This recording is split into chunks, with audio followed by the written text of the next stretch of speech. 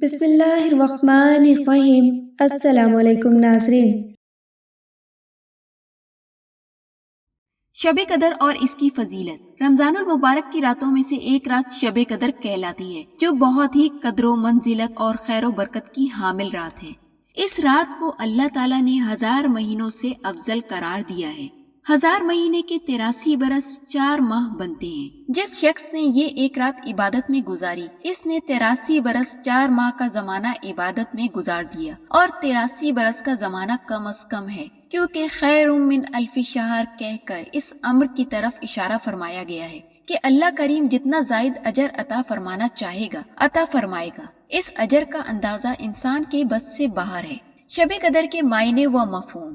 امام زہری رحمۃ اللہ علیہ فرماتے ہیں کہ قدر کے معنی مرتبے کے ہیں، چونکہ یہ رات باقی راتوں کے مقابلے میں شرف و مرتبے کے لحاظ سے بلند ہے، اس لیے اسے لیلۃ القدر کہا جاتا ہے۔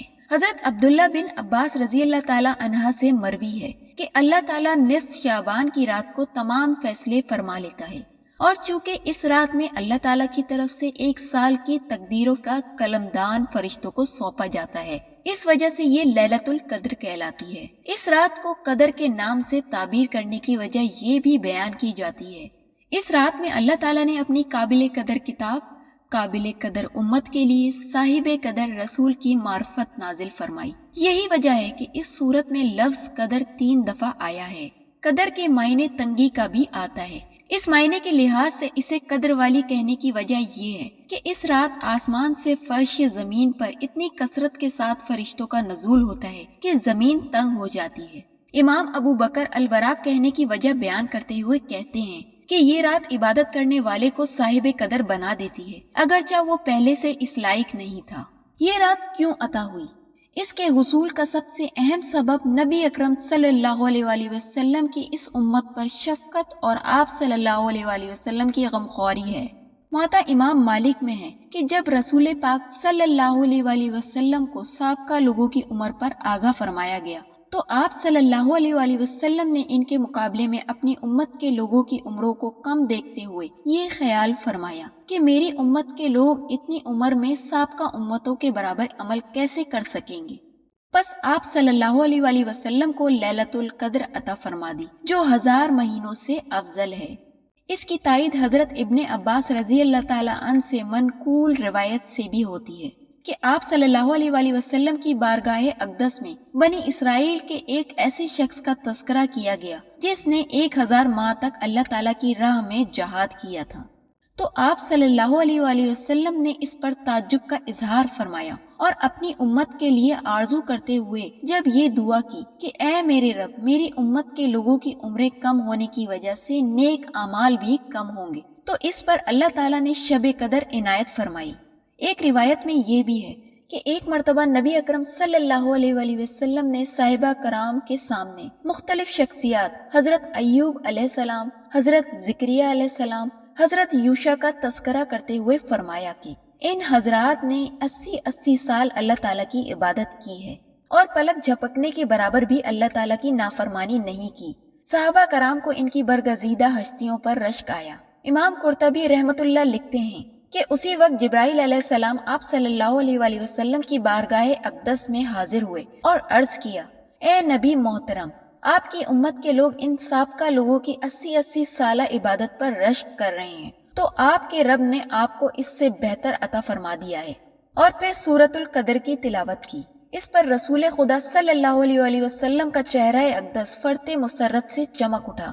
چنانچہ حضور صلی اللہ علیہ وآلہ وسلم کے طفیل یہ کرم فرمایا کہ اس امت کو لیلۃ القدر عنایت فرما دی، اور اس کی عبادت کو 80 نہیں بلکہ 83 سال 4 ماہ سے بھی بڑھ کر قرار دیا ہے۔ امت محمدی صلی اللہ علیہ وآلہ وسلم کی خصوصیات۔ لیلۃ القدر فقط آپ صلی اللہ علیہ وآلہ وسلم کی امت کی خصوصیت ہے۔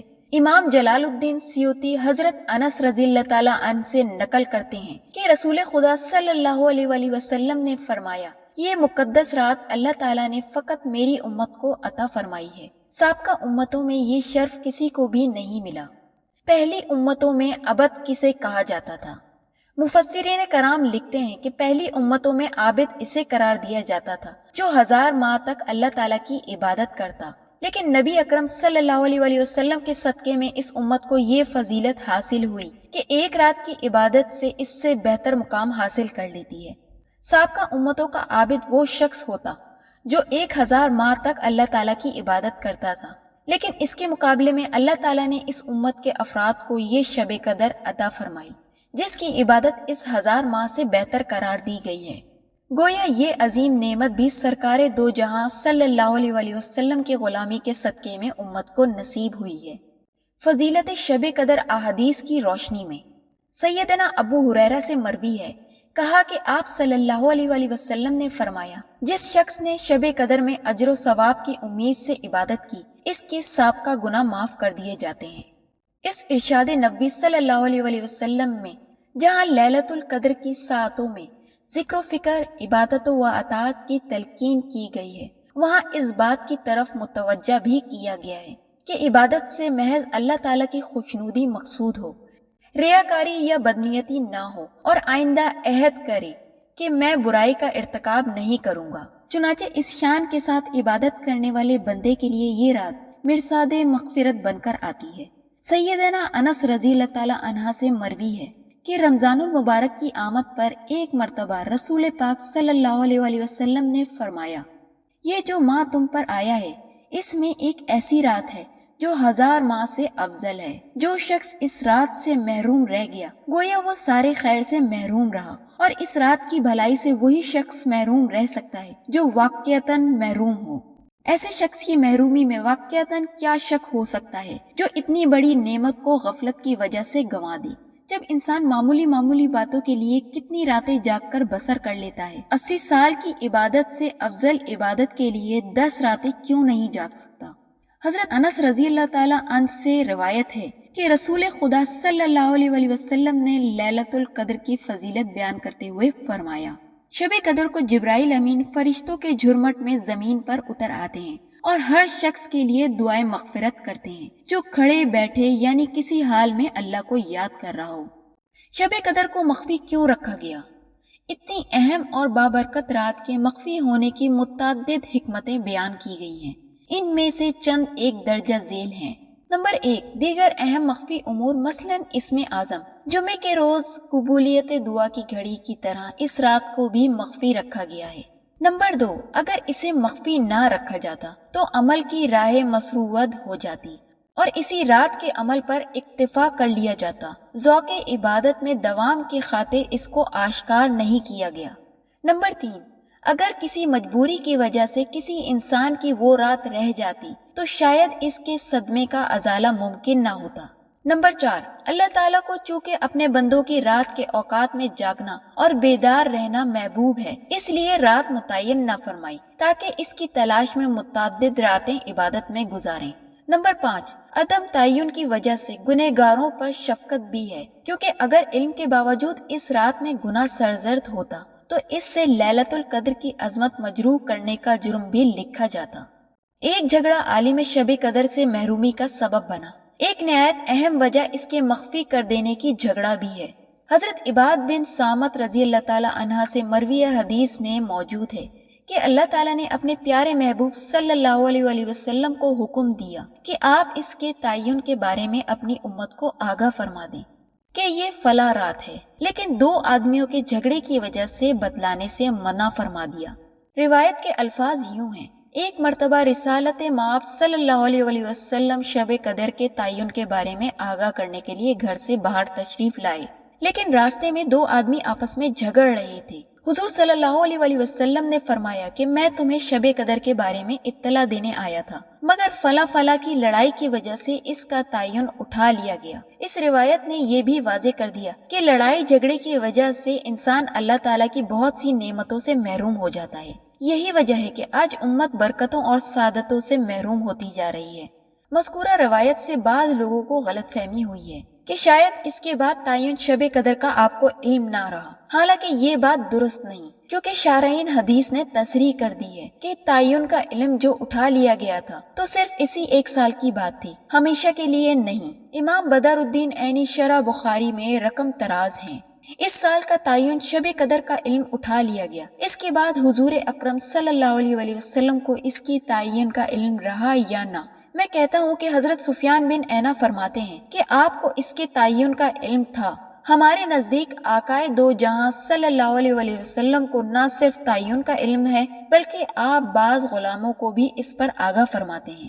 ایک صحابی کو آگاہ فرمایا، حضرت ابن عبداللہ بن انیس رضی اللہ تعالی عنہ سے مروی ہے کہ میں نے رسول صلی اللہ علیہ وسلم کی خدمت اقدس میں عرض کیا، میں ایک ویرانے میں رہتا ہوں، وہاں اللہ تعالیٰ کی توفیق سے نماز ادا کرتا ہوں، آپ مجھے حکم دیں کہ کون سی رات آپ کے ہاں مسجد نبوی میں بسر کرنے کے لیے آؤں۔ تو آپ صلی اللہ علیہ وسلم نے فرمایا، رمضان کی 23ویں رات آ جاؤ۔ یہ صحابی ہمیشہ 23ویں رات کو مسجد نبوی میں آ جایا کرتے۔ لوگوں نے آپ کے صاحبزادے سے پوچھا کہ بتاؤ آپ کے والد اس رات کیا کرتے تھے؟ تو انہوں نے کہا وہ عصر کے بعد صبح تک مسجد سے بغیر کسی حاجت کے باہر نہ آتے اور صبح اپنی سواری پر سوار ہو کر اپنے دیہات کی طرف روانہ ہو جاتے۔ اس روایت سے یہ بھی واضح ہوتا ہے کہ ہر آدمی کے لیے شب قدر کی رات الگ الگ ہے۔ شب قدر کے تعین کے بارے میں تقریباً 50 اقوال ہیں، ان میں سے 2 اقوال نہایت ہی قابل توجہ ہیں۔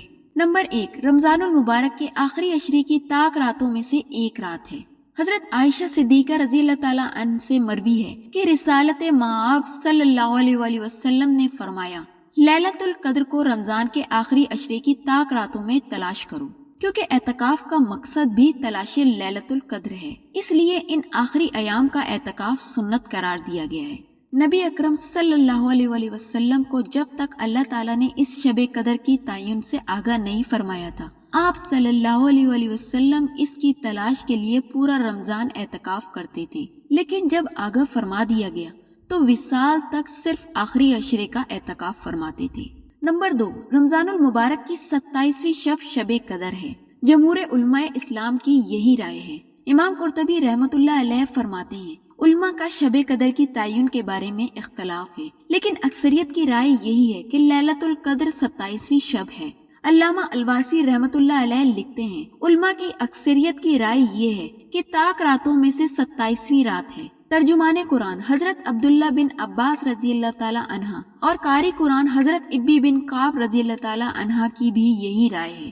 حضرت زو بن حبیش رضی اللہ تعالی عنہ کہتے ہیں کہ میں نے حضرت ابی بن کعب رضی اللہ تعالی عنہ سے کہا کہ حضرت عبداللہ بن مسعود کا قول ہے کہ جو شخص پورا سال عبادت کرے گا وہ شب قدر کو پالے گا۔ حضرت ابی بن کعب رضی اللہ تعالی عنہ نے یہ سن کر فرمایا، حضرت عبداللہ بن مسعود جانتے ہیں کہ شب قدر رمضان کی آخری راتوں میں سے ہے اور وہ 27ویں رات ہے، لیکن آپ نے اس کا ذکر اس لیے کر دیا تاکہ لوگ فقط انہی راتوں کو ہی نہ جاگیں بلکہ پورا سال عبادت کریں، اور اس کے بعد حلف اٹھا کر کہا کہ وہ رات 27ویں ہی ہے۔ میں نے پوچھا کہ آپ یہ کیسے کہہ رہے ہیں؟ انہوں نے فرمایا کہ رسالت مآب صلی اللہ علیہ وسلم نے جو اس کی علامت بیان کی ہے وہ اس رات میں پائی جاتی ہے۔ سیدنا عبداللہ بن عباس رضی اللہ تعالی عنہ 27ویں کو شب قدر قرار دیتے ہوئے 3 دلیلیں بیان کرتے تھے، جس کو امام راضی رحمۃ اللہ علیہ نے اپنے الفاظ میں یوں بیان کیا ہے۔ لفظ لیلۃ القدر کے 9 حرف ہیں اور اس کا تذکرہ 3 دفعہ ہوا ہے اور مجموعہ 27 ہوگا۔ سورۃ القدر کے کل 30 الفاظ ہیں جن کے ذریعے شب قدر کے بارے میں بیان کیا گیا ہے، لیکن اس سورہ میں جس لفظ کے ساتھ اس رات کی طرف اشارہ کیا گیا ہے وہی ضمیر ہے، اور یہ لفظ اس سورت کا 27واں لفظ ہے۔ سورت کے کل کلمات 23 ہیں اور ان میں سے ہی 27ویں کلمہ ہے۔ اسی دلیل کو امام ابو بکر الوراق نے یوں بیان کیا ہے کہ رمضان کی 30 راتوں کی طرح اس سورت کی بھی 30 الفاظ ہیں، گویا ہر لفظ رمضان کی ایک رات پر دال ہے، لہٰذا ان میں سے ہی 27واں لفظ ہونے کی وجہ سے 27ویں رات پر دلالت کر رہا ہے۔ سیدنا فاروق اعظم رضی اللہ تعالی عنہ نے حضرت ابن عباس رضی اللہ تعالی عنہ سے شب قدر کے تعین کے بارے میں سوال کیا تو انہوں نے فرمایا، اللہ تعالیٰ کو طاق عدد پسند ہے اور طاق عددوں میں سے بھی 7 کے عدد کو ترجیح حاصل ہے، کیونکہ اللہ تعالیٰ نے اپنی کائنات کی تخلیق میں 7 عدد کو نمایاں کیا ہے، مثلا 7 آسمان، 7 زمین، ہفتے کے دن 7، طواف کے چکر 7 وغیرہ۔ شب قدر کا وظیفہ حضرت عائشہ صدیقہ رضی اللہ تعالی عنہا سے مروی ہے کہ میں نے رسالت مآب صلی اللہ علیہ وسلم سے عرض کیا کہ شب قدر کا کیا وظیفہ ہونا چاہیے، تو آپ صلی اللہ علیہ وآلہ وسلم نے ان الفاظ کی تلقین فرمائی، اے اللہ تو معاف کر دینے والا ہے اور معافی کو پسند فرمانے والا ہے، پس مجھے بھی معاف کر دے۔